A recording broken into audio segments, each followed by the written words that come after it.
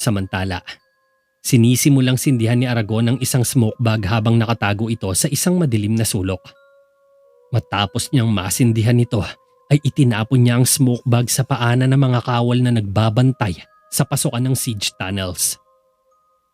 Agarang inubo at hinimatay ang mga nagbabantay na kawal ng malanghap nila ang nakakasulasok na usok ng smoke bag.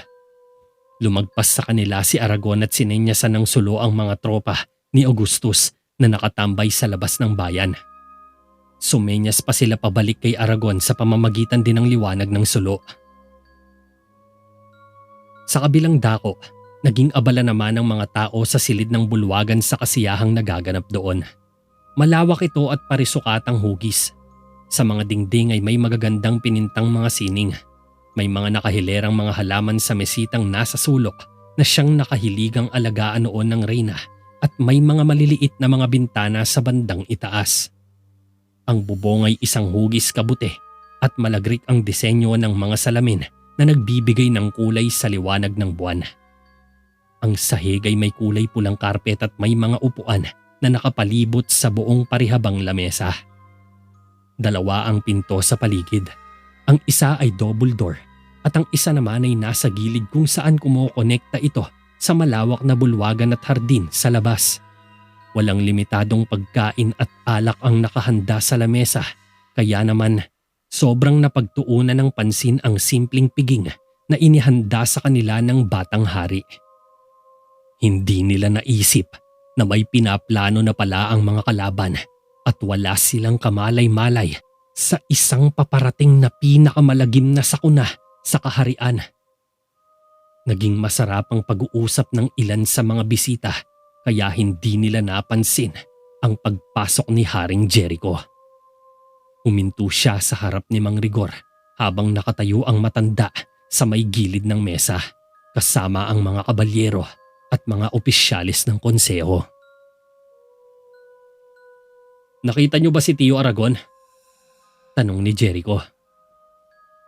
Hindi kamahalan. Simula pa kaninang umaga." Sagot naman ni Mang Rigor. Nagtaka ng bahagya si Jericho dahil hindi ugali ng tiyuhin na magpahuli sa ganitong kahalagang okasyon. "Nakapagtataka, dapat nandito na siya ngayon," sambit ni Jericho. Nagkibit balikat na lang si Mang Rigor. Pumwesto na si Jericho sa ulunan ng mesa at dumating si Javier na may dalang plato ng pagkain habang nakangiti. Paborito ko. Inihaw na manok na may kasamang pechay at liempo," saad ni Jericho. "Simplihan mo lang Hindi ko pa nalalagyan ng anumang butas ang sinturong yun," sagot ni Javier. Nabulunan tuloy si Ramon sa sariling alak habang nilalapag ni Javier ang isang plato sa harapan ni Haring Jericho. Napilitang tumawa si Jericho sa biro ni Javier. Tumingin si Javier kay Mang Rigor. "Gusto mo ba ng alak, Tio?" Tumango si Mang Rigor at binuhusan ni Javier ng alak ang baso. "Javier!" Sabay senyas ni Jericho para lumapit siya. Lumapit si Javier at hinawakan ni Jericho ang harap ng manggas ng kanyang kamiseta. "Mas mabuting trabaho na lang ang atupagin mo kaysa magpupuputa ka dyan ng sikreto. Hindi ba't sinabi mo kanina na mayroong kang pambihirang kakayahan para magtago ng sikreto?" Bulong ni Jericho. Napalunok ng laway si Javier at nagmadaling umalis. Kasalukuyan namang binabagtas ni Aragon ang daan sa mga lagusan dala ang isang sulo. Paglabas niya sa lihim na pinto ay hinarap niya ang pangkat ni Raya na naghihintay sa madilim na sulok ng kakahuyan. Nagbago ang ekspresyon niya at nawala ang ngiti nang mapansing wala si Raya sa papalapit na mga barbaro habang may mga dalang sulo. Ipinaliwanag naman kaagad ng kanang kamay ni Augustus na si Gamael ang dahilan kaya sumang-ayon na rin si Aragon. Pagkatapos noon ay inakay niya sila papasok sa lihim na lagusan upang simulan na ang misyon. Pinapanood ni Jericho si Ramon na nakikipag-usap sa isang magandang babae. Yumuko siya at nanlumo. Sumagi na naman sa isip niya si Michelle kaya hindi niya tuloy maiwasan na malungkot. Ngunit lingid sa kanyang kaalaman ay pinagmamasdan din pala siya ni Javier na kasalukuyang binubuhusan ng alak si Nicolas. "Ayos ka lang ba?" Tanong ni Javier. Walang may gustong tawaging mataba, Javier. Pagbibiro ni Jericho upang mabaling sa atensyon ang nararamdaman niyang lungkot. Pasensya na.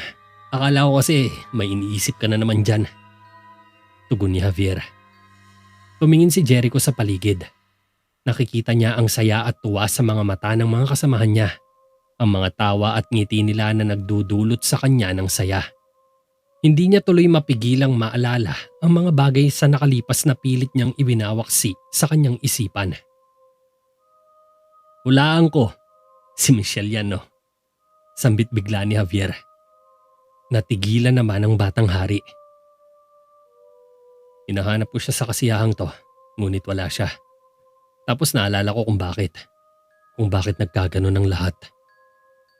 Malungkot na paliwanag ni Jericho.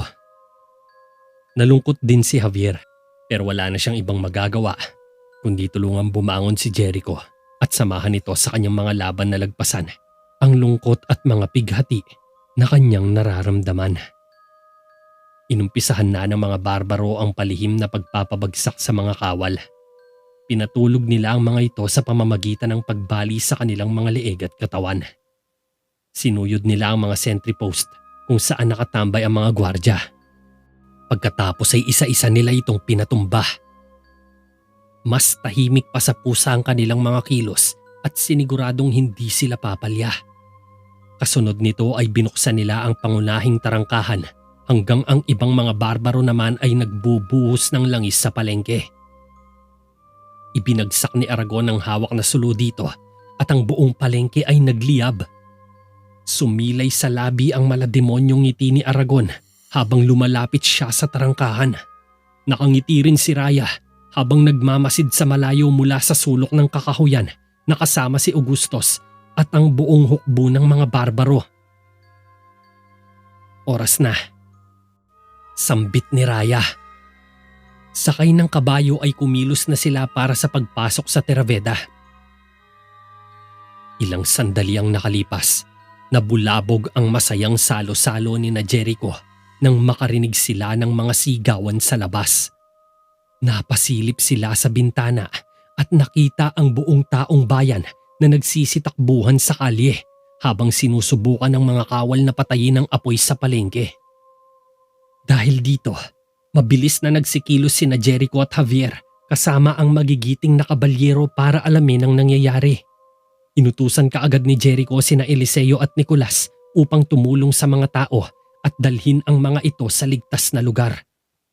Bumaba kaagad ang dalawa sa kastilyo kasama ang mga gwardya at ilang kabalyero upang tumulong sa pag-apula ng apoy sa palengke. Pinangunahan ni Nicolas at Eliseo ang pagtulong sa mga nasunugan habang nagpaiwan naman sina Kael at Ramon kasama ang iba pang mga kabalyero upang bantayan ang batang hari na kasalukuyang naaalarma sa sitwasyon. Dumikit sa kanya sina Ramon at Mang Rigor para siguruhin ang kaligtasan niya.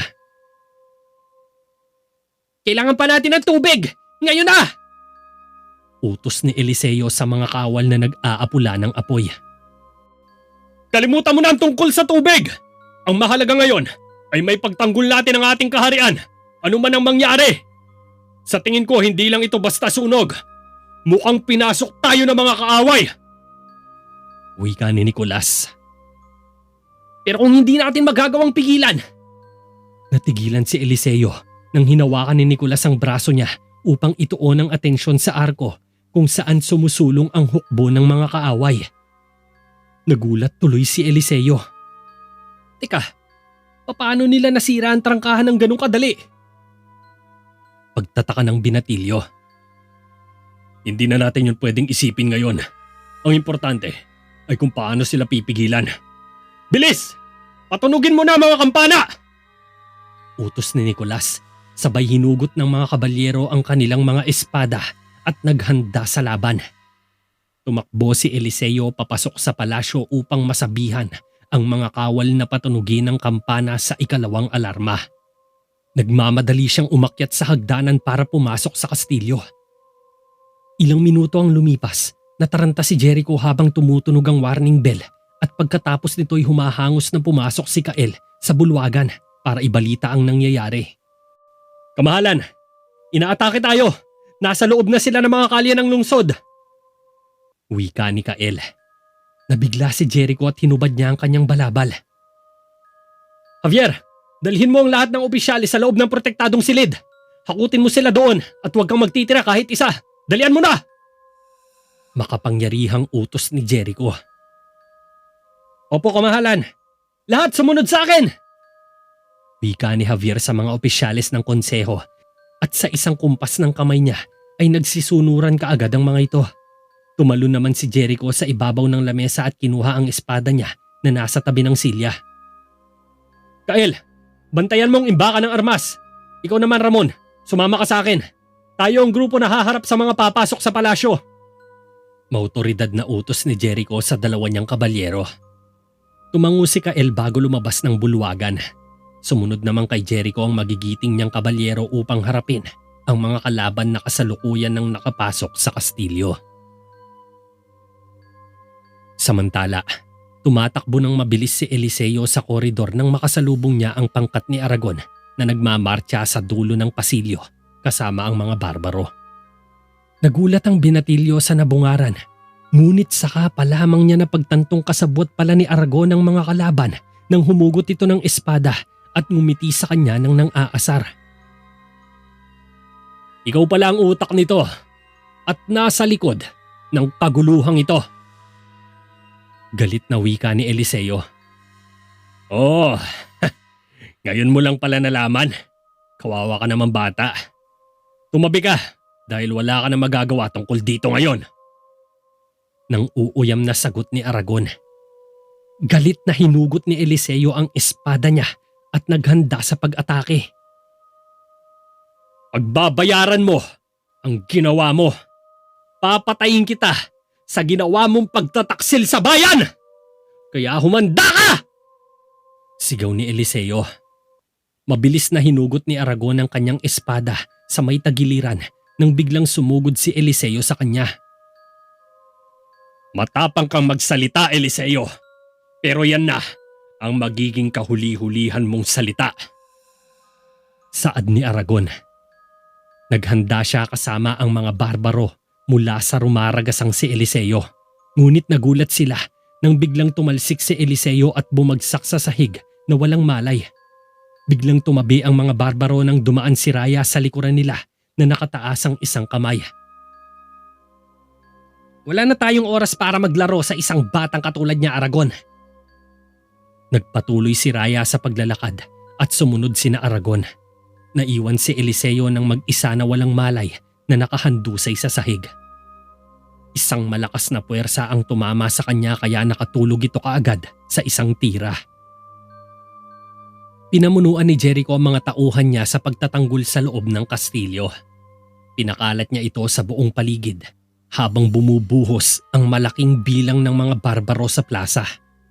Sinilip nila sa mga bintanang nakabukas ang mga kalaban pero nagulat sila sa dami ng mga ito na may mga dala pang sulo habang naghahanda ng pumasok sa kastilyo. Samantala, matapos namang maihatid ni Javier ang mga opisyales sa protektadong silid ay tumakbo siya pabalik sa bulwagan upang tulungan ang tiyuhin sa paggamot sa mga gwardyang kawal at mga kabalyerong sugatan. Sa dami ng mga sugatan ay natataranta na si Javier kung sino ang uunahin niyang gamutin. Nagkukumahog rin sa pag-alalay si Mang Rigor sa ilang mga gwardyang dinadala sa bulwagan. Halos kulang na kulang sila sa mga kagamitan para gamutin ang lahat ng mga nasugatan at napinsala ng labanan sa labas.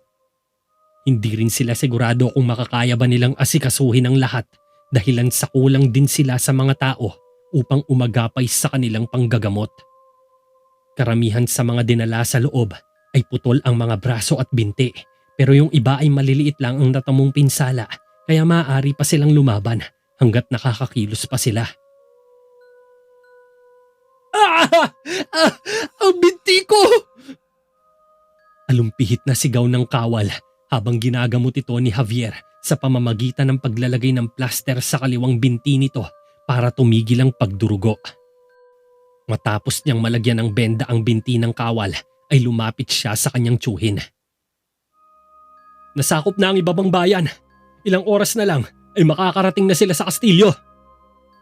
Wika ni Javier na nababahala sa mga nangyayari. Ngunit paano ito nangyari? Paano sila nakapasok nang hindi nalalaban ang mga bantay sa labas? Pagtataka ni Mang Rigor. Alam nating may binabalak si Aragon. Noon pa lang ay tinutulungan niya na si Raya upang sakupin muli ang Terraveda.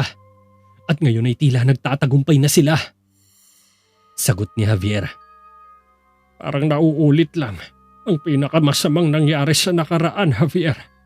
Natatakot ako na baka tuluyan ng magwagi ang kasamaan laban sa kabutihan. Sambit ni Mang Rigor. Napaisip si Javier at kumaripas siya palabas. Javier, saan ka pupunta? Habol ng tsuhin. Kailangan kong mahanap si Jericho. Tugon ni Javier bago isinara ang pinto. Napabuntong hininga na lang si Mang Rigor at tinuloy na ang pag-asikaso sa mga sugatan ng labanan. Samantala, nagsimula na rin ang sagupaan sa pagitan ng grupo ni Jericho at ng mga barbaro. Sinagupa nila ang mga ito habang bumababa sila sa kahabaan ng pasilyo. Walang takot na pinangunahan ni Jericho ang mga tauhan niya sa pagharap sa mga kalaban na nagpupumilit pumasok sa kastilyo. Pinagpira-piraso niya ang mga katawan ng kalaban sa pamamagitan ng pagwasiwas ng kanyang matalas na espada habang dumadagsa ang mga ito sa kanila. Hiyaw ng isang barbaro matapos madaanan ng wasiwas ng espada. Tumalsik ang dugo nito sa pader at tumilapon ang kanyang laman sa sahig. Kamuntikang matumba ang isang matangkad na barbaro nang maapakan niya ang laman ng kasamahan. Sinamantala yon ni Jericho at pinasadahan ng espada ang kalaban. 3 sunod na slash ang pinamalas niya na sinabayan pa ng isang somersault na dumaan sa pagitan ng mga paa ng matangkad na barbaro paakyat sa kanyang sensitibong katawan. Huli na para iwasan niya pa ito.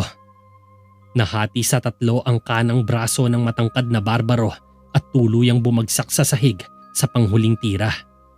Ngunit bumangon at sinubukan pa nitong umatake pero hindi na ito nakaporma nang tuhugin siya ni Haring Jericho sa pusod nito sa tiyan. Umubo ng maraming dugo ang barbaro at sinipa ito ni Jericho. Bumangga ang ulo nito sa pader at nag-iwan ng dugo. Galit tuloy na sumugod ang mga kalaban ngunit mabilis na kumilos si Jericho habang winawasiwas pa rin niya sa hangin ang espada. Tumalsik sa mata ng mga kalaban ang dugong kumapit sa espada at pansamantalang nabulag. Nahilo ito at tila nangangapa sa dilim. Walang sinayang na oras si Jericho at tinarak niya ang espada sa leeg ng kalaban at nabutasan ng kanyang gitnang lalamunan. Sa bilis ng ipinakitang kilos ni Jericho ay hindi man lang nakareak ang kalaban at bumagsak itong sumisirit ang dugo sa leeg. Dahil sa galit ay naging mabagsik pa si Jericho sa kanyang pakikipaglaban. Tila sing bilis ng pusa ang kanyang mga galaw. Hindi man lang siya magalusan. Ang bawat madaanan niya ng espada ay nag-iiwan ng matinding pinsala. Kaliwat kanang sinasagupa ang mga ito na parang nakikipaglaro lang siya ng patintero. Para siyang ipo-ipo na rumaragasa sa mga malalaking puno ng kagubatan na isa-isang nilalagas ang mga dahon sa mga sanga nito. Walang makapigil sa kanyang tibay at bilis. Lahat ng matamaan niya ay tumitilapon sa paligid at humahandusay sa sahig. Ang mga kalaban na humaharang ay sinusuwag niya na parang galit na toro. Animoy nawala sa sarili si Jericho at sinapian ng demonyo. Namumula ang mga mata niya dahil sa matinding galit at puot na naging resulta naman ng pinakamadugo niyang pakikipaglaban. Bumabaha ng pulang likido sa sahig ng pasilyo sa hindi maawat-awat na galit ni Jericho.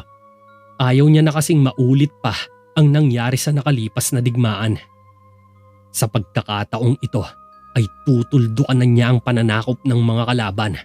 Hanggat maaari ay gusto niya na itong wakasan gamit ang sarili niyang mga kamay upang wala ng inosente pa ang magbubuwis ng buhay para sa kanya.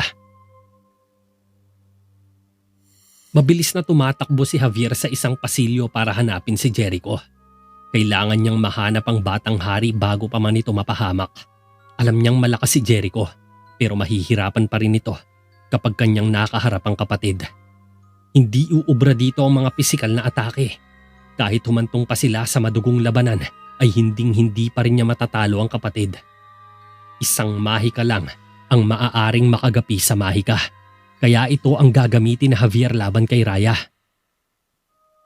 Sa kabilang dako naman, patuloy na umaabante ang grupo ni Agustos sa bayan.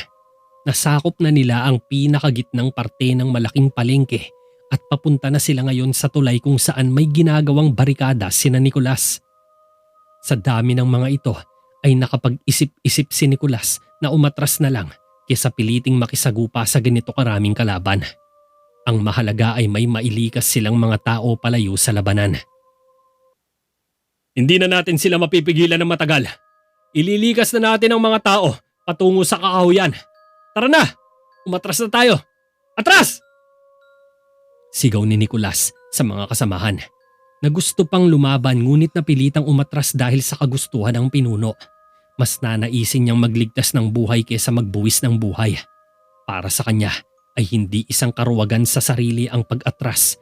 Isa din ito sa mga batas na sinumpaan bago sila maging mga kabalyero. Patuloy pa rin sa pakikipaglaban si Jericho kasama ang kanyang mga kabalyero sa kahabaan ng pasilyo. Mabilis lang na tinapos ni Jericho ang dalawang umaatake sa kanya sa pamamagitan ng sabay na pagkilos sa kaliwa at pagmaneuver sa kanan. Isa-isa niyang pinuntirya ang mga ito sa mahahalagang parte ng katawan kaya agaran niyang napabagsak ang mga kalaban. Humiyaw-hiyaw ang mga ito na parang binuhusan ng asido bago humandusay. Putol ang mga braso at kamay at butas-butas ang kanilang mga katawan sa hindi makitang atake ni Jericho.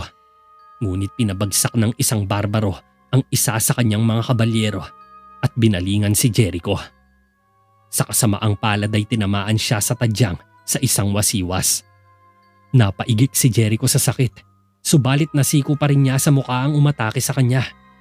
Bumalandra ito sa pader at nawala ng malay. Hinawakan ni Jericho ang tagiliran niya habang tumatakbo siya sa koridor. Hinarang siya ni Javier at hinila siya sa sulok.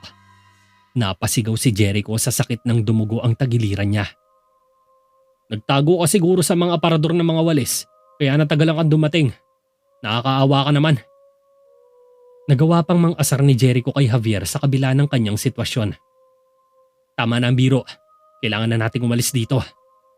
Itinulak ni Javier si Jericho sa isa pang pasilyo. Pagkatapos ay lumingon siya pabalik sa Phoenix Corridor habang tumatakbo ang mga barbaro patungo sa kanila. Nag-isip ng paraan si Javier kung paano niya mapipigilan ang mga ito. Tumingin siya sa paligid at napansin niya ang mga sulong apoy na nakasabit sa magkabilang dingding. Kuminang ang sklera ng mga mata ni Javier nang umusal siya ng spell. Ang mga sulo na nakasabit sa dingding ay bumulusok sa gitna ng daan na siyang humarang naman sa kalaban. Walang nagawa ang mga barbaro kundi umatras habang yumuyuko ng pabalik. Sinamantala ito ni Javier upang makatakas.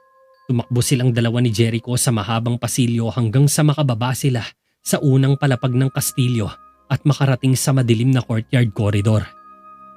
Biglang kumirot ang sugat ni Jericho kaya napahawak ito sa kanyang tagiliran. Napansin ni Javier na bumagal ang takbo ni Jericho kaya naisip niya na baka hindi na nito kayang indayin pa ang tama sa kanya. Ayos ka lang ba? Pag-aalala ni Javier. Huwag kang mag-alala. Ayos lang ako. Sagot ni Jericho at huminto siya sandali sa isang haligi. Marahil may nasirang buto sa tadyang ko kaya hirap akong kumilos. Sumilip si Jericho sa kanto at nakita niya sina Agustos at Raya na namumuno sa malaking hukbo ng mga barbaro. Napalitan ng gulat ang ekspresyon ng mukha niya nang makitang kasama nila si Aragon. Sumandal siya sa haligi upang hindi siya makita ng mga kalaban na nakasilip siya. Aragon, ikaw pala ang huda sa konseho. Magbabayad ka sa pagtataksil mo sa amin. Papatayin kitang hayop ka. Tumaas ang galit ni Jericho at sinubukan niyang sumugod. Ngunit hinawakan siya ni Javier para pigilan siya sa binabalak na harapin ang buong hukbo ng mga barbaro ng mag-isa. Tiyak na ikamamatay lang niya ang gagawin kapag sumugod siya ng mag-isa. Alam ni Javier na si Jericho talaga ang pakay ni Raya bago ang kaharian ng Terveda. Hindi maganda ang gagawin mo, Jericho. Masyado silang madami. Huwag ka munang magmadali. Makakaharap din natin ang tiyo mo mamaya. Alalahanin mong kailangan ka pa namin sa laban na to. Kaya mag-isip ka muna bago ka magpadalos-dalos dyan. Natahimik ng kaunti si Jericho at tinalalayan na siya ni Javier. Tara na, umalis na tayo dito. Sambit ni Javier kay Jericho at inakay niya ito patungo sa bulwagan kung saan nakatoka ang ilan sa mga sugatan ng labanan. Samantala, matagumpay na nakatakas ang mga gwardya, kabalyero at mga taong bayan sa lungsod sa tulong ni Nicolas. Dumaan sila sa pinakalikod ng kastilyo kung saan nilisan na ng mga kalaban ang bahaging yon matapos makubkob ang ibabang bayan. Inakay ni Nicolas kasama ang kanyang mga kabalyero ang mga nagsilikas at pumasok silang lahat sa loob ng kakahuyan. Bilisan nyo!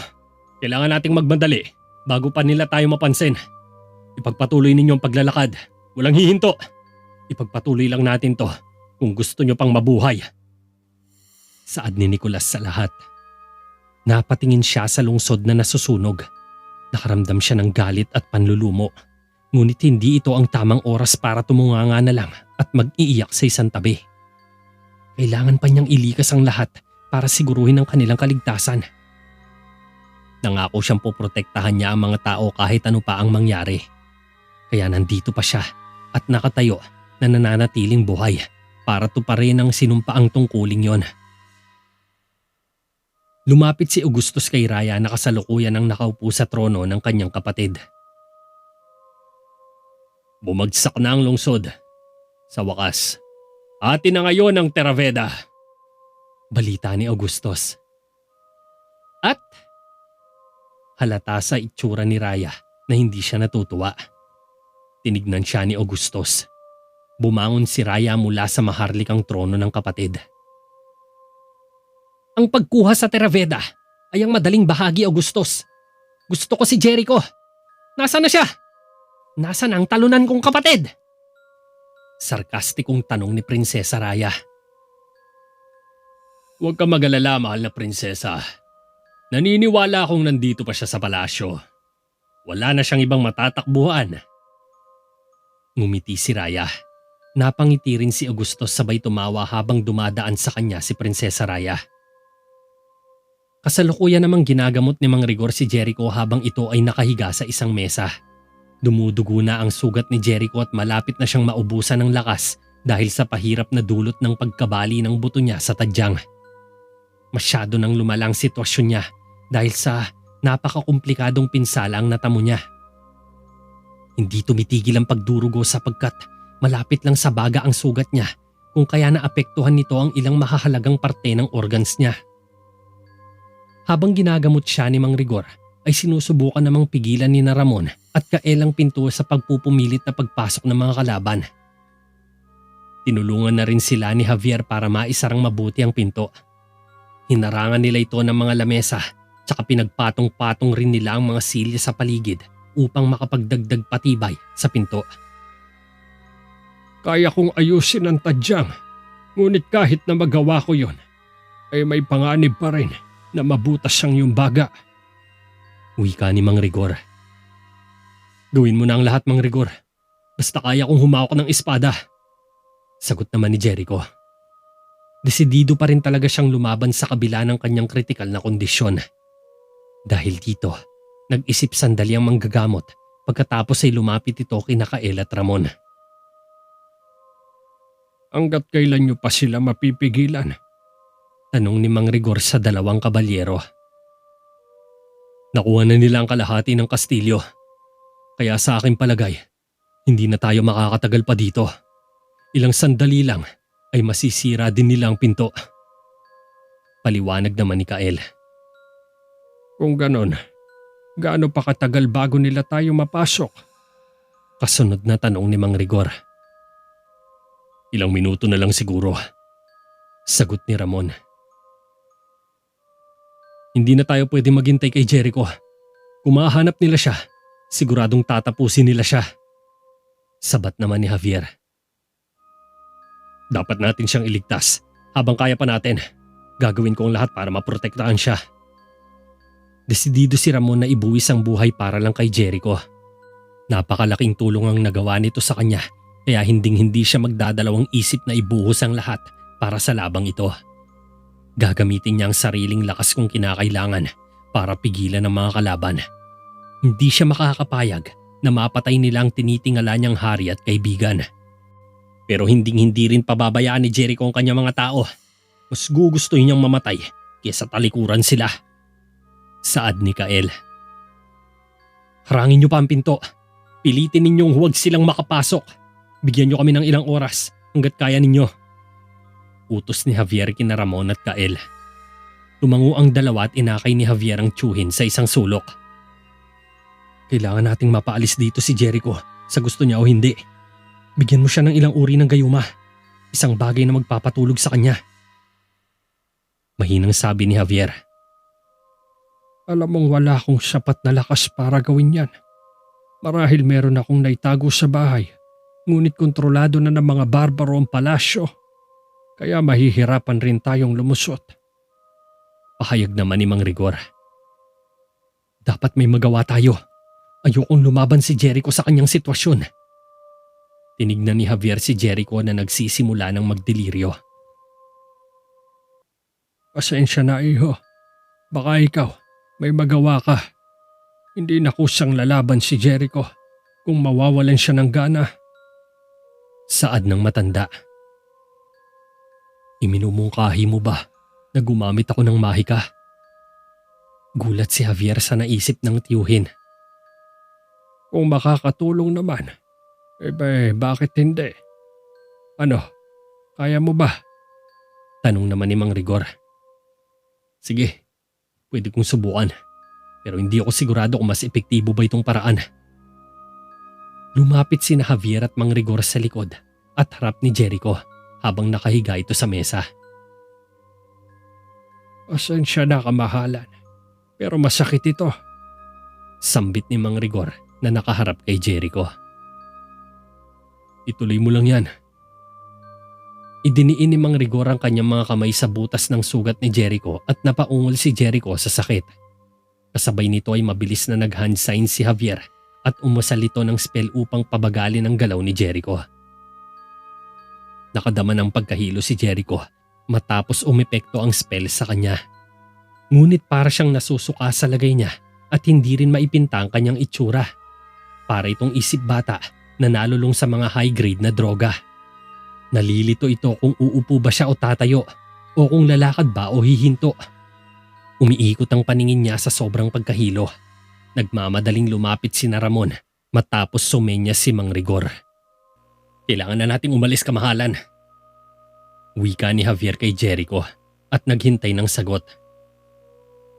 Siyempre, nagtaka tuloy si Ramon at Kael sa sagot ni Jericho.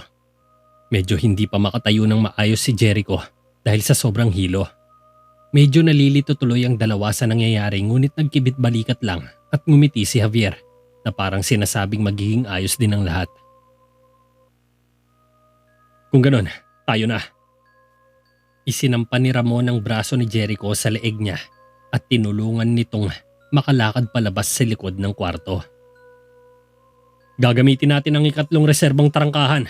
Sumunod ka sa akin, Javier. Wika ni Ramon. Kinuha ni Javier ang mga gamit ni Jericho. Tumigil si Kael habang naglalakad palabas at nag-aalok ng kamay kay Ramon. Ako nang bahalang pumigil sa kanila hanggat kaya ko pa. Nagulat si Ramon sa gustong mangyari ng kaibigan. Hinawakan niyang nakabukang braso ni Kael at lumabas sila ni Jericho sa likod. Nakatayo lang si Mang Rigor. Ano pang tinatayo-tayo mo dyan, Tiyo? Ipunin mo na ang mga gamit mo! Ani Javier. Umalis ka na, Javier. Pababagalin ko lang kayo. Sagot naman ni Mang Rigor. Hindi, Tiyo! Sasama kayo sa amin! Matigas na sabi ni Javier sabay hinawakan ng kamay ng tiyuhin, subalit tinapik lang ito ng matanda. Dapat mong malaman na ito ang mas makakabuti sa inyo. Kaya umalis ka na, iho, hanggat hindi pa nila nasisira ang pinto. Sambit ni Mang Rigor kay Javier. Lumalakas na ang kalabog sa pinto at sandali na lang ay masisira na ito ng mga kalaban na nagpupumilit na pumasok. Hindi! Kung mananatili ka rito, Napahinto si Javier sa pagsasalita nang sumabat si Kael. wala nang oras para makipagtalo. Sundin mo na lang ang tiyuhin mo, Javier. Kami nang bahala rito. Huwag ka mag-alala. Kasama niya ako. Poprotektahan ko siya para sa'yo. Kaya lumakad ka na rin! Tinulak ni Kael si Javier patungo sa labasan. Ingatan mo ang hari, Javier! Sigaw ni Mang Rigor sa pamangkin. Nag-alinlangan pa si Javier ngunit kalaunan ay tumakbo rin ito palabas ng silid. Kasunod nito ay hinugot ni Kael ang espada at matapang na humarap sa pinto kasama si Mang Rigor. Naghanda na sila sa mga posibleng mangyari sa kanila. Handa na silang mamatay alang-alang sa hari. Biglang sumabog ang pintuan sa isang malakas na tira. Kasabay nito ay isa-isang bumuhos ang mga barbaro papasok sa loob ng silid kasama si Raya na naglalakad sa kanilang gitna. Pinalibutan kaagad ang dalawa ngunit hinayaan lang ni Kael na kunin ang kanyang espada. Naisip niyang kung lalaban pa siya ay baka malagay pa sa alanganin ng kasama niyang matanda. Nagtaas ng kamay si Kael na nagpapahiwatig na sumusuko na siya. Huwag ka munang magpakasaya sa mga sandaling ito, Raya. Dahil naniniwala akong panandalian lamang ang iyong tagumpay. Wika ni Mang Rigor. Ngumiti si Raya at lumingon sa isang pintong nakabukas sa likod ng silid. Ihanda mga kabayo. Mukhang didiretso tayo ng isang pangangaso. Sambit ni Raya.